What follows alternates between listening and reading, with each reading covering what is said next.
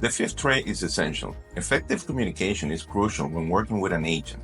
They should clearly be responsive to your inquiries, promptly return your calls and emails, and keep you updated on any new opportunities, whether you're buying or selling.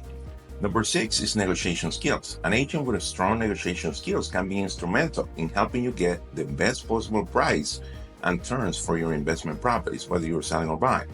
Seventh is last but not least, look for an agent with a strong reputation for integrity and professionalism that prioritizes your best interests and adhere to ethical standards. With almost 30 years of experience and a great reputation and a successful track record, you're quite at a disadvantage if you use any less trained competitor. Remember, real estate is all about having a comprehensive marketing plan that must be effectively implemented in any real estate sales strategy to produce the best possible results. Therefore, when interviewing and selecting the best agent to represent you, if they can't clearly articulate how they plan on selling your investment property or home, you should rethink on hiring that agent. Let's connect for a strategy session if you're considering moving. Call, text, or email me.